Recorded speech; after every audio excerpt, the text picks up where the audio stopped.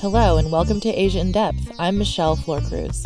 The coronavirus is not only taking a toll on people's physical health, but also their mental health.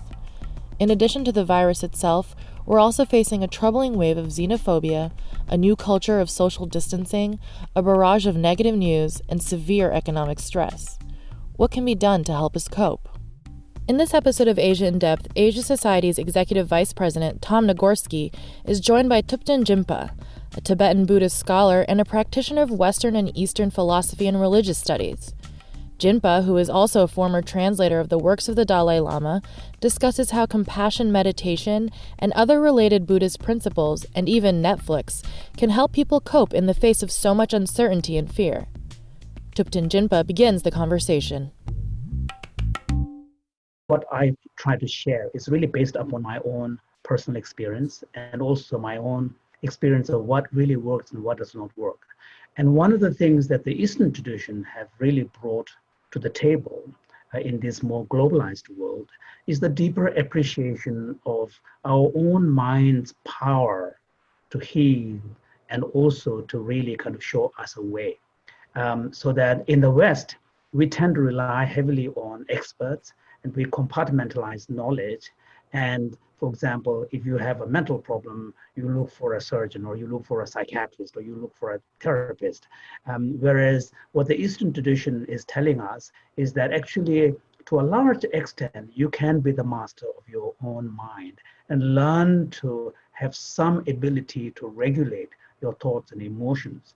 And also, we know that once the immediate challenges of the need for physical well-being, shelter, and food are met, a large part of our experience of pain and pleasure is defined by the experience of our mind, our thoughts, our emotions, a lot of which has to do with the relationship with our fellow human beings, people in our life, people at workplace. So simply being able to apply our own mind, learn to regulate our emotions, learn to observe it, learn to some techniques of self-calming really makes a big difference in bringing a greater space for well-being. And those are, simple basic ideas that, many people like myself share, especially as, scientific research and contemplative practice and insights come together, there's an interesting offerings that emerges. And that's the area where I sort of work.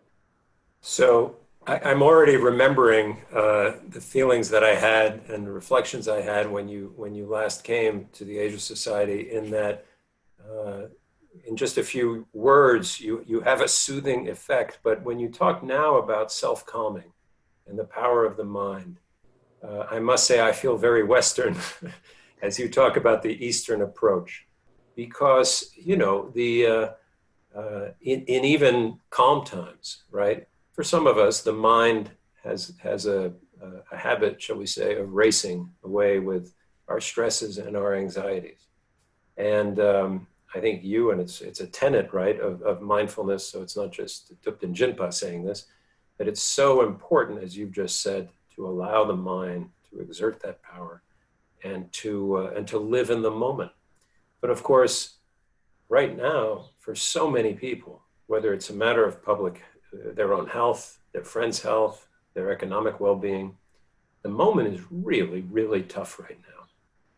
So if you can help perhaps us Westerners and others to better understand how that self-calming might start to happen. I think, we are living the other day I was speaking with someone and I was making the observation that this is truly unprecedented, to use the word not in an exaggerated manner.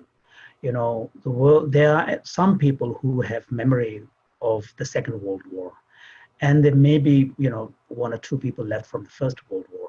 The world has gone through a lot of crises, but never in anybody's living memory has anyone seen anything like this level of pandemic, and the pervasive nature of this, threat, and also the feeling of uncertainty.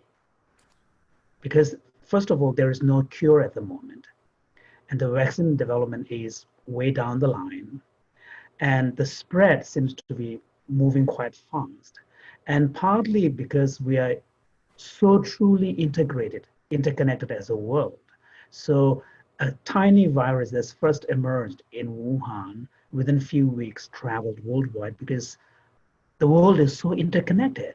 The flights take you from one part of the world to the other part within a matter of, a day or two. So we now know that how truly interconnected the world is. So we don't know this threat, which is completely invisible.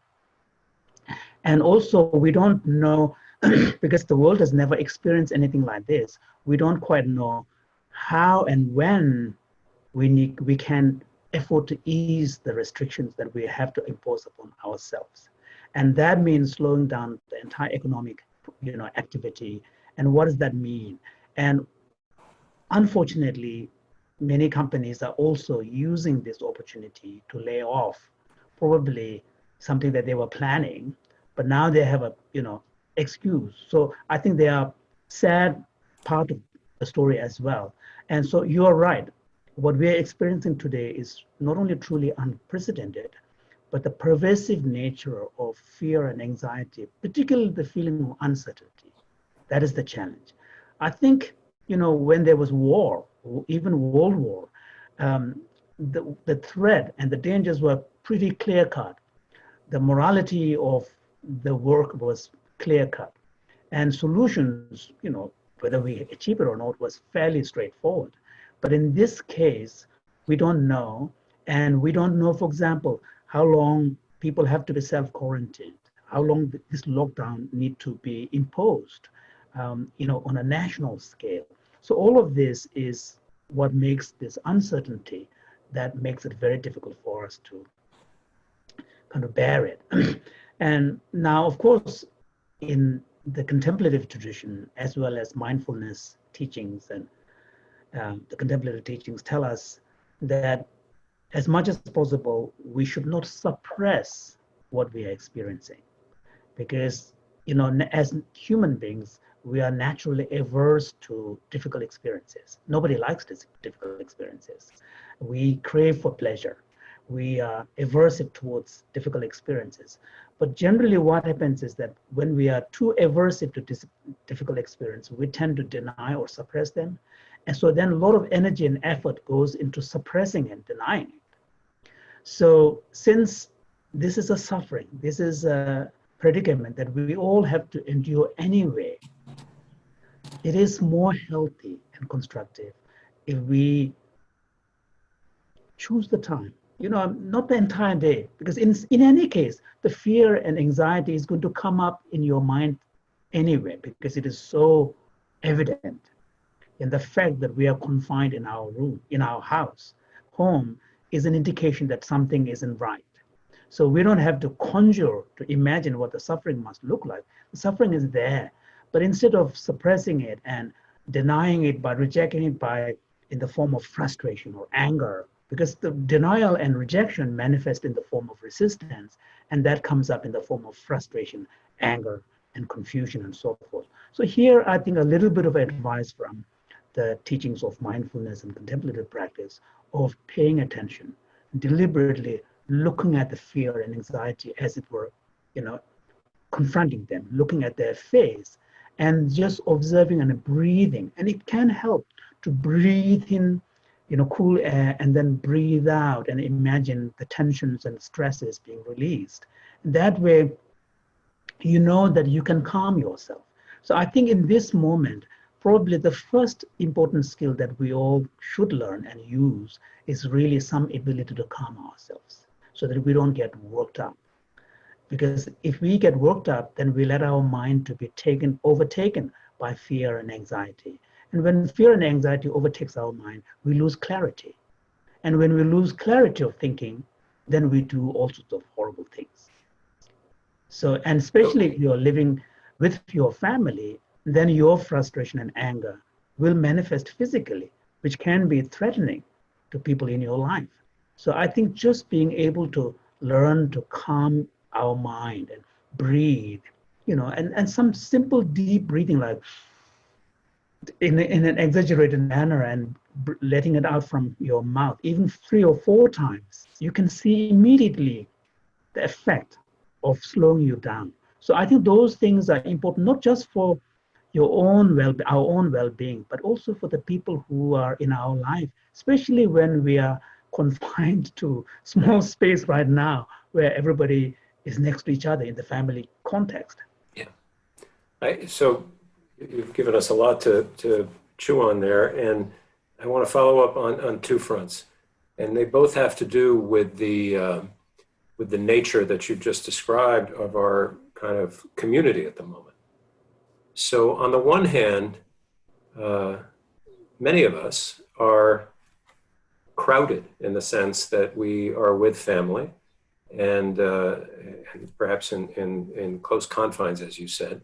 Let's just go with that for a moment. What is the let's just say that I wanted to do what you've just described, and it requires solitude, right?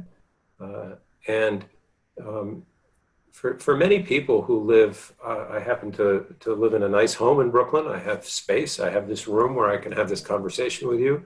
There are others who are really in much closer confines.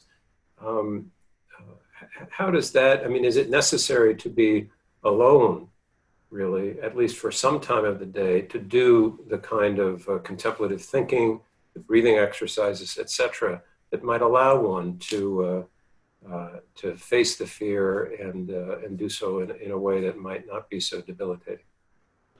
I don't think, I mean, I'm not talking about long periods of time. I'm talking about 2-3 minutes exercise.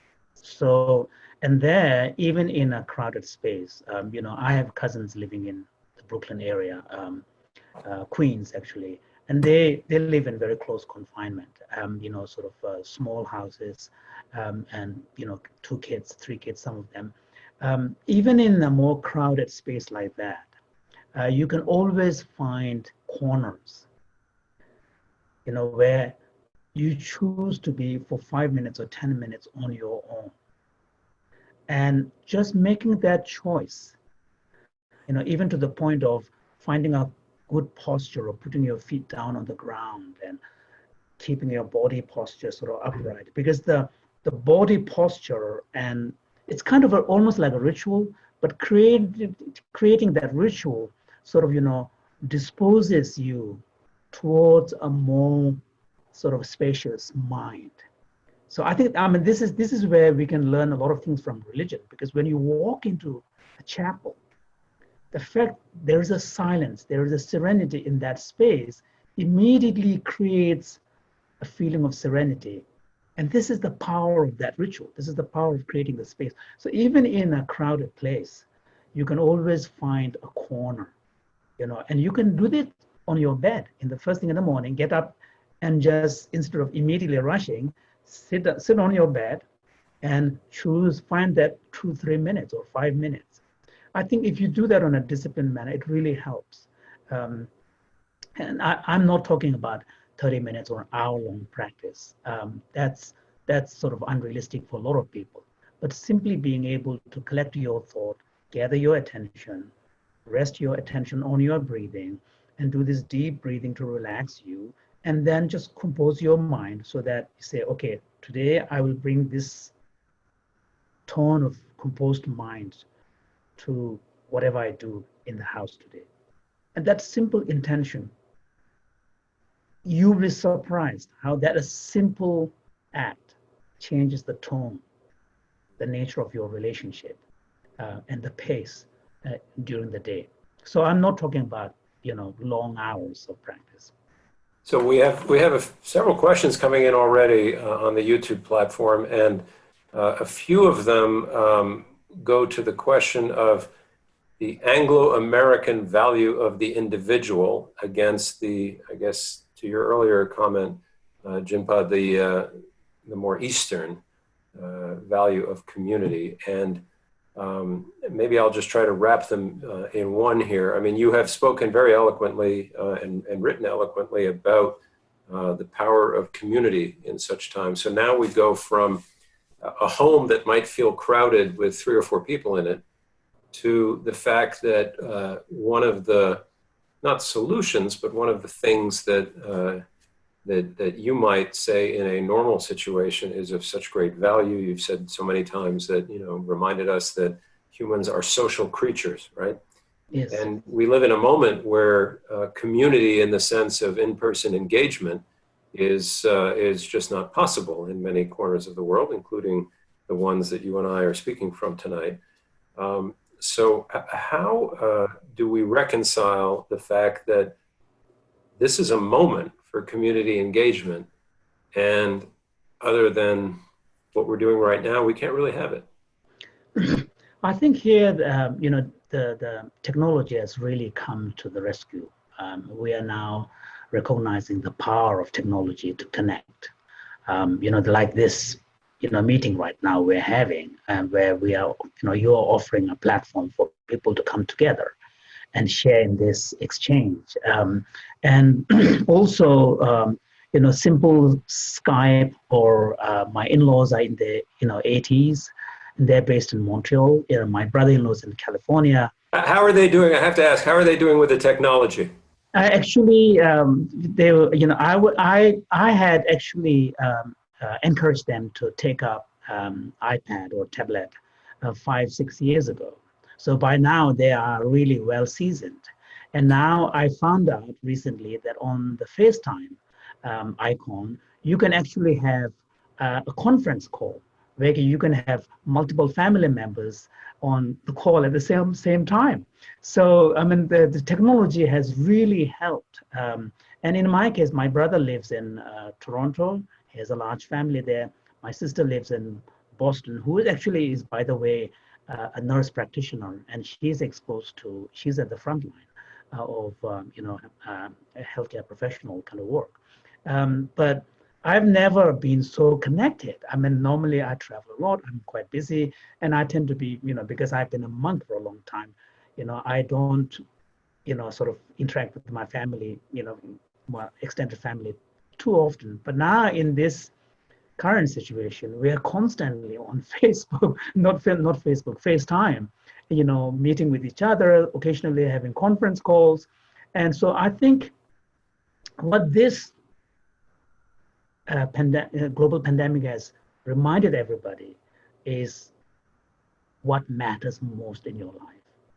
That is that your connection with the people in your life, the loved ones. So, and also your responsibility towards them, your need to assure them, and your need to also to receive assurance from them. And this is one area where the technology has really helped, because voice telephone alone isn't powerful, but when you have a visual communication, it is really powerful. I mean, so I think, so otherwise, historically, I mean, a colleague of mine made the observation that historically, when natural disasters occur, people come together. When there are pandemics and epidemics, people separate because everybody is suspicious of, getting infected. And historically, if you look at the literature, like the plagues and so on and so forth, people have reacted badly against others because everybody's worried and suspicious of strangers. But what the technology has offered us is, because of this safety of social distancing, but also through digital,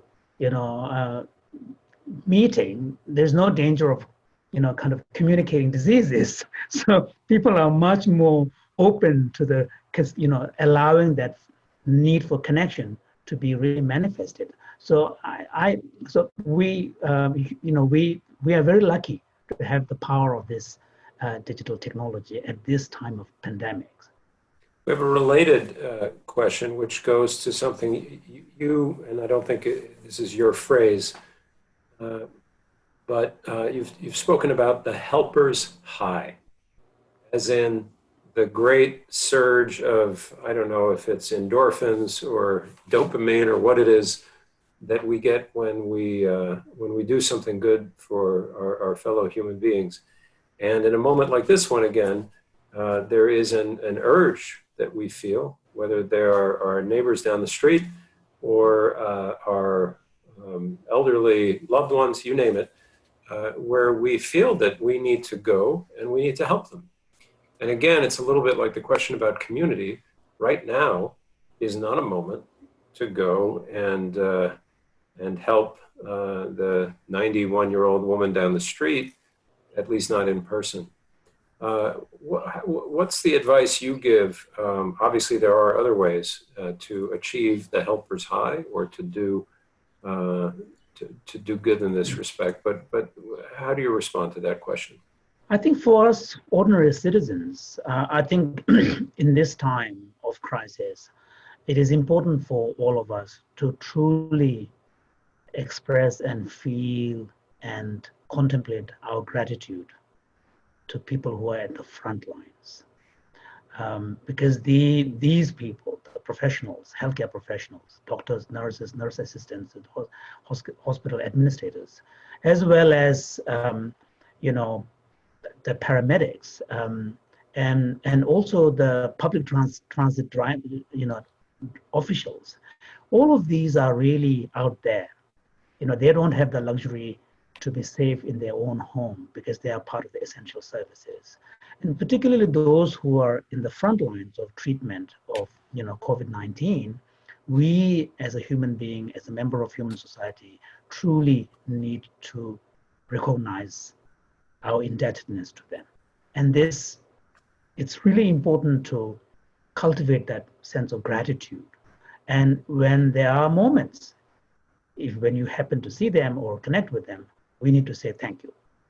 And your sister, your sister, you said, is doing this work in Boston. Is that what you said? Yes, yeah, in the Boston area, yeah.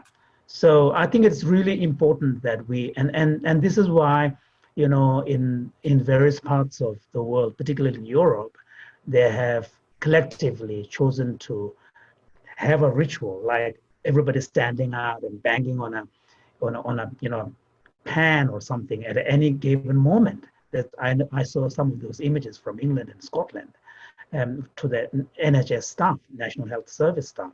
It's a citizen's way of saying, we recognize your contribution, we value you, and thank you. And I think that should be our primary positive emotion right now. Mm-hmm. By the way, you say those words at 4 minutes before 7 o'clock here in Brooklyn, New York. I mentioned to our technical support colleague a moment ago before we started this conversation that it may be that there will be a little bit of noise at the top of the hour, but we'll see if there is. But if so, it's for that reason, because at 7 o'clock, it's the chosen hour. Someone else asked me a question, not online here, but before this event today, which I thought was very interesting, and I wonder if you have any thoughts about it. And it has to do with introverts and extroverts.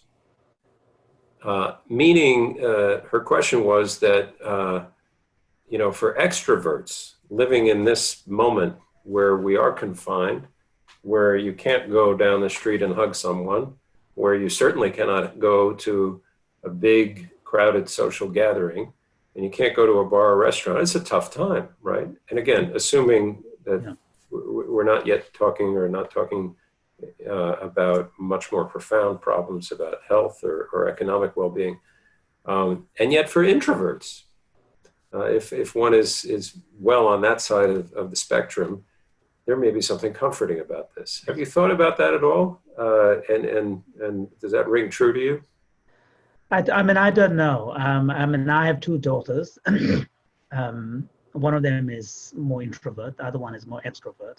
The other one is much more social. Sometimes people confuse introverts with less self-confidence, and extroverts with greater self-confidence. But often it's the opposite, actually. Because introverts have what the strength they have tends to be a quiet strength. There is a kind of a sense of autonomy where their own self-esteem is not too dependent on, how people see them. So this is one area where introverts probably have more strength. But then extroverts, their strength is the ease with which they can make friends. in any social context. So both sides have pros and cons. But in this particular situation, I don't know one will have tougher time versus the other because we are talking about a prolonged period. If it is a short period, like few days, probably introvert versus extrovert might have a difficult differences in the way they can actually restrain themselves. But because we are now talking about weeks, if not months, of more restrained social interaction and confined in a much smaller space, I think the personality character, introverts versus extrovert, I don't think will make that much difference.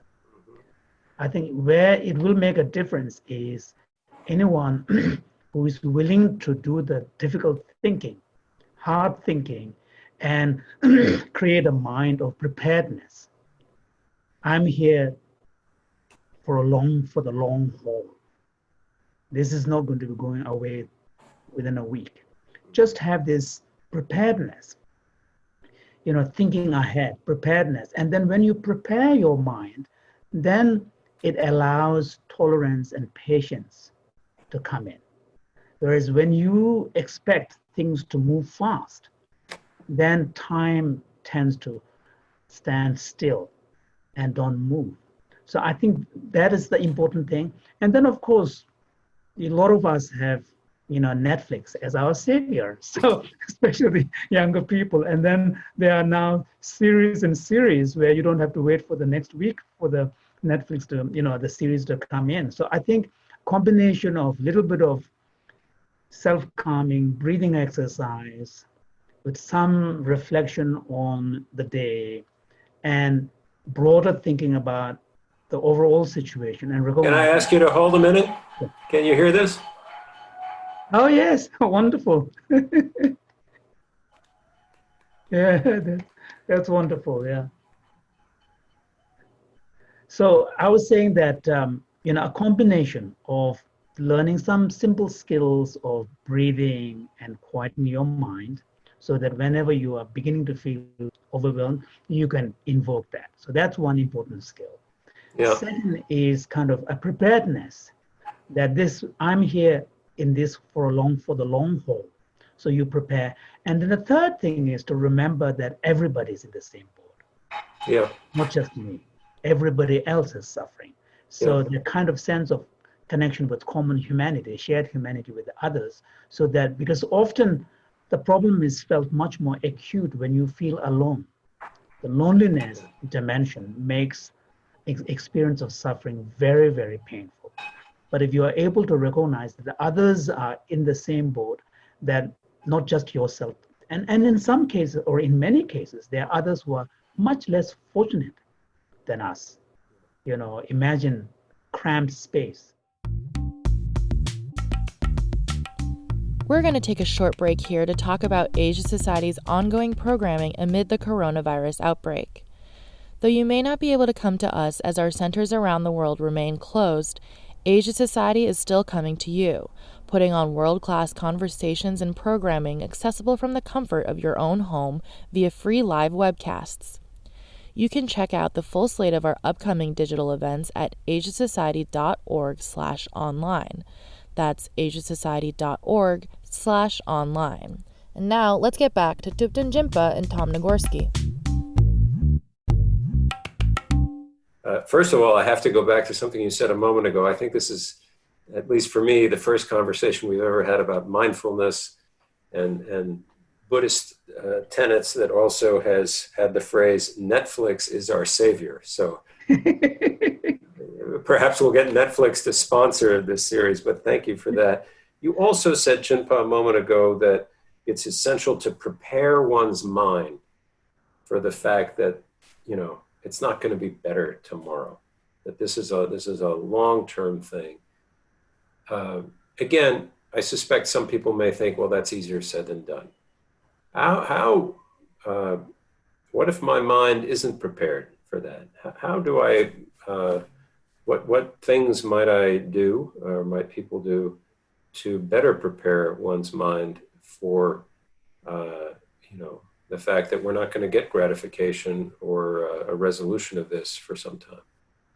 I think recognizing that it is a global reality is helpful, so that we don't feel often often we struggle with problem because we feel somehow we are unfairly treated, or somehow we are somehow unfortunate.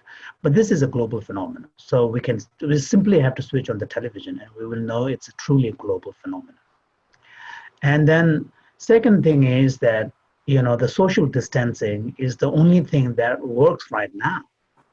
And as individuals, citizens who are not at the forefront of healthcare profession, and at the front line of treating the COVID-19, our responsibility is to really observe this discipline with some commitment, because this is the way we can contribute physically and materially to really slow down the spread. And if we are concerned about getting back to normal, this is the way in which we can contribute to making that period shorter. And that's something that I think we really need to know. We can't overemphasize the importance of social distancing at the moment.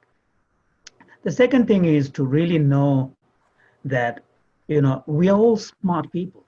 We know that when everybody is worried about either contracting the disease or unwittingly giving it to someone else, there is no way that we're going to be able to go back to the regular, normal economic activity in the near future. Which means, even if there is going to be an easing of the lockdown, it has to be a very gradual way. I don't see the shops being all open at the same time in one go. It will have to be phased out. So just using common sense, I think will help us prepare. And if we create this, give ourselves this space, say, okay, the entire month of April, this is the reality that everybody is going to be living through. Once you have this entire month, you're not going to be worried about tomorrow, whether I'm going to be able to go back to work, whether I'm going to be able to do the things that I normally love doing.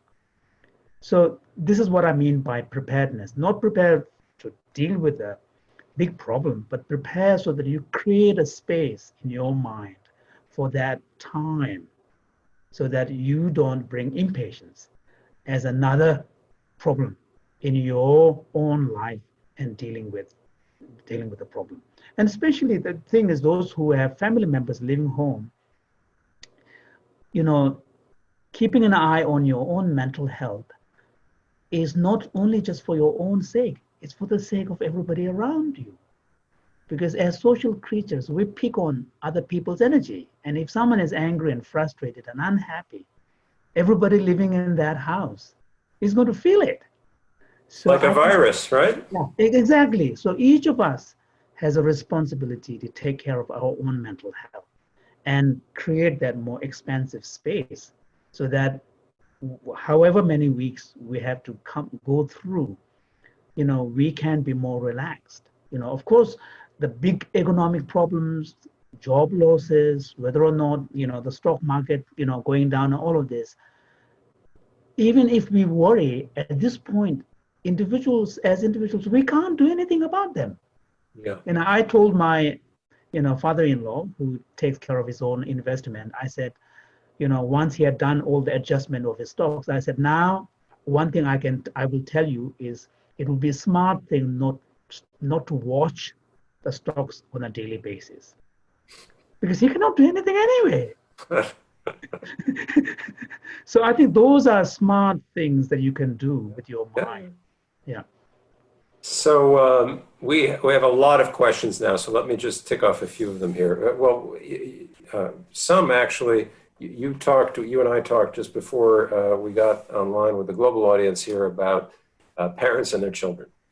And there are questions about how to, keep the calm and avoid the stress of that. And also, in one case, a question about how to avoid the stress that the children may feel. Now, you have young daughters, I believe. They're grown up now, in the 20s. They're grown up now. Okay. But It's a really interesting question, both the stresses of the moment and perhaps the stresses of being in close quarters for a long time. What sort of counsel do you give both to the parents and the kids? I think when the lockdown first began, I have a feeling that quite a lot of parents probably thought this is a good thing. We get so much time to spend with our kids. So I think that honeymoon is over, and now the parents will have to learn, because in the West and in most parts of the world now, during the daytime, we go to work, we send the kids to school, and we pick them up in the evening, and then we spend with them full days, only Saturday and Sunday, when parents are not working, at least in principle. So which means we are available for them 24/7 during that weekend period. And that is the norm that we have, absorbed. That's the norm we have been living. So when children find parents at home, they expect us, if the children are small, they expect parents to be completely available for them.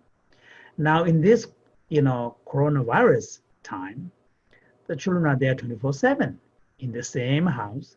There's no school or daycare to drop them to, and parents are not going to work outside the house.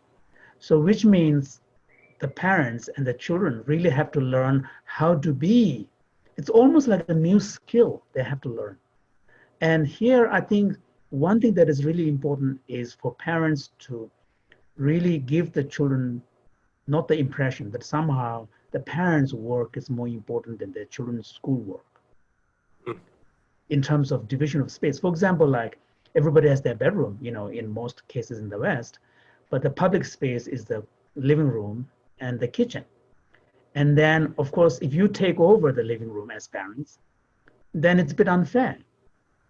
And then, for example, also if you have an office at home, which I have, fortunate, and then you have quite a space to work. But if you don't, and then you have to use the public space, then the parents need to be more aware, self-aware, and use headphones if they have to interact with their colleagues so that they're not speaking loud. Yeah.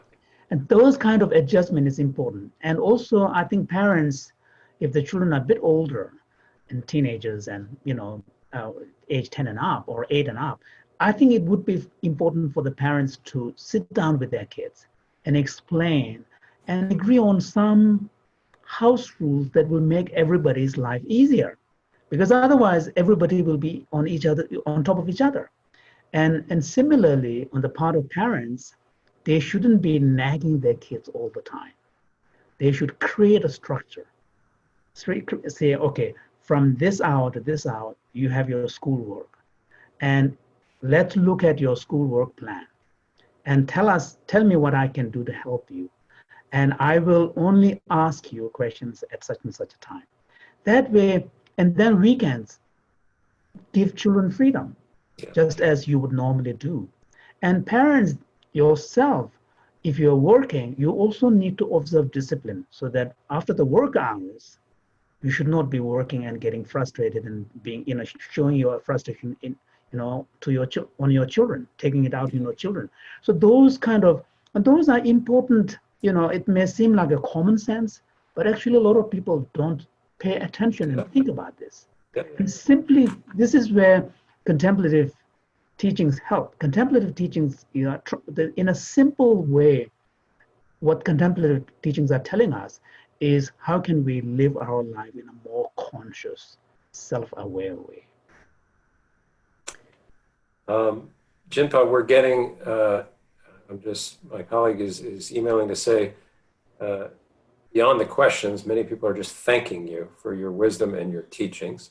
There is a question, though, which I guess is from a first-time meditator, and there probably are many, I guess, in this moment, right? Stress brings more people to meditation, whether they're going to Headspace or whatever they're doing. But someone writes, it's very easy to get distracted. What tips can you give people who are trying to meditate for the first time to stick with the discipline of meditation? I think when you first start, it's not a good idea to have a long session because, normally with novelty, the the resolution you make, we make on the first day of the new year, and then like going to gym on a weekly basis. After the first few visits, then it starts getting less and less. So right from the beginning, it's not the few things. One is, don't have great expectations, unrealistic expectations. Secondly, start slow and short. So, and one thing that is important is regularity. So I would suggest that you begin by doing 2 or 5 minutes at the beginning. And at the beginning, don't worry too much about distraction. Just simply learn to breathe and keep your attention on the breathing. And breathing is something that we normally do anyway, naturally, without any effort. So this time what you're doing is you're doing it more intentionally, in a more deliberate manner, to calm down, and then simply pay attention to your breathing. And it helps, you can mentally count your inhalation and exhalation as one round. And at the beginning, just stay with that. Do it for 2 minutes, 3 minutes on a regular basis.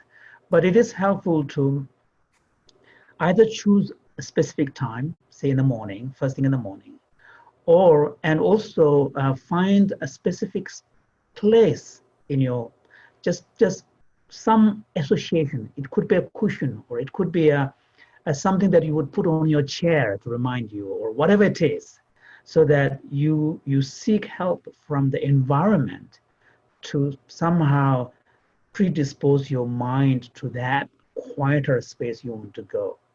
I think and if you do that, I think it's 2 to 3 minutes, 2 to 5 minutes is something that everybody can afford at the beginning. Mm-hmm. And if you notice your mind is distracted all the time, in a way, the fact that you are noticing it is a good sign, because you're paying attention. And the mind's capacity to wander is a very natural part of what it is. That's what mind does. So, you should not have this idea that a meditator is always focused and never distracted. That's not human. To be distracted is human. Right. So what the meditation does teach us is the ability to calm down ourselves when needed and bring our attention to focus when needed. And if it doesn't work, it's okay, right? Well, yeah. And beating yourself is the worst thing. So I think it's, just trying it out, and just don't have any unrealistic expectations of like a high or whatever it is. I think it's that helpful. I just have a couple more questions, Jinpa. You've been very generous with your time. One is, you are and always have been, as I said at the top of the program, such a soothing voice. And I can't help but think, again, in this moment, with the stresses that we're all living through at the moment, do you get high anxiety yourself? I mean, do you lose sleep at night, or are you immune to such things because of your own practice? No, I mean, human beings are human beings. I mean, I probably have much less cases of not being able to sleep, but the sleeping, I've always been able to sleep well, and probably it has more to do with my genetics than any meditation practice. I've been like that. I never remember actually having the problem of sleeping, so I can sleep pretty much, anywhere, when I'm traveling. But of course, I do worry. Right now, when the situation was getting bad in Wuhan, I immediately suspected, given the interconnected nature of the world, that it's going to travel everywhere. So and one of the things that I worry about is, I have quite a lot of relatives, as well as most of my colleagues from my monastic lives are members of the monastery. They're living in communities in India. Mm-hmm. How are they going to cope if the coronavirus happened to be in the community? So those things, I do worry, and I worry about what this would mean for many of the poor people. Someone once told me that many of my worries are meta worries. It's about the larger world, but they're still worries, but I find the, the practice of being able to, bring focus, self-calm myself, do the breathing, and also recognize the limitations of what I can do as an individual, and at the same time doing whatever I can, um, doing my best. So those are things that really help me calm. And then, of course, I'm very lucky to have um, um, a good network of friends and family members, who I know are always there for me, which really helps. And then the fact that I've had the privilege to serve His Holiness closely for such a long time. For me, whenever there are beginnings of an anxiety, I always bring his image to my mind. And His Holiness the Dalai Lama. yeah. So my last question, Jinpa, and then we'll leave it. You spoke a moment ago about global community coming together. We heard the nice tribute at the top of the hour. And I wonder, is there, in your view, as rough as this is, and we haven't really talked even about how rough it is for the people who have lost loved ones or who have lost their livelihood, but I wonder if you think that there is, in a global sense, any kind of silver lining to this. A global community that has taken root in some fashion. And I hope, someone was telling me that maybe this is nature's way of punishing humanity for its, arrogance and exploitation. I'm not so sure if nature actually can punish us in this way, but I did say that I hope that coming out of it, we as a species, humanity will learn some important lessons. And one of the things is that this has taught us the deep lesson of humility. This simple virus, tiny virus, invisible to the naked eye, has really brought humans to our knees. And I hope that lesson of humility will stay in our psyche. And this also reminded us that how we're all the same. It doesn't really matter whether you're in the east or west or south or north, or whatever color you have. When something like this strikes us, our response are exactly the same. Fear, anxiety, feeling of uncertainty, wanting to protect your loved ones. This is exactly the same. There's just no difference. And when it comes to vulnerability to the disease, we're all the same. I mean, of course, the mortality seems to be, there is a variation, and it shows the inequity in societies. For example, we are now learning how in America that unfortunately the Black community is disproportionately suffering death, from the infection compared to other, sort of ethnicity. So one of the things I hope that we will learn from this is this pandemic has really revealed, sort of the fault lines in our social structures, in our political, institutional, international structures. For example, like for a long time, the world has sort of adopted a new liberal attitude that economic integration across nations is a value-free enterprise. And what the country does in terms of internal politics and governance is none of our business. Clearly, we know when you have a truly interconnected world, what happens in one part of the world, it has an impact on other parts of the world. So what does that mean going forward with respect to responsibility of transparency when the matters like this come up in future? So I hope we will, and also, when something like this happens, it's the poor that really faces the brunt of the economic fallout. Again, here, what should we learn? What can we do that there is a better protection next time around? And also, I mean, I don't mean it as a criticism, but one thing that we are also recognizing is that the United States anomaly of being the only Western nation, advanced country with no universal health care is showing its, weak spots when dealing with this kind of pandemic. So all of these are really powerful opportunities for lesson. And I hope, and also this over reliance on, sort of productions of specific things, everything being, sort of exported and shipped to another part, and just because it is cheaper. Now we are knowing, for example, with respect to the medical equipment, there's a kind of almost scrambling going on, like a high sea piracy, internationally on trying to grab those things for our own nations. That's tragic. So all of this, I hope, will open up, people's eyes.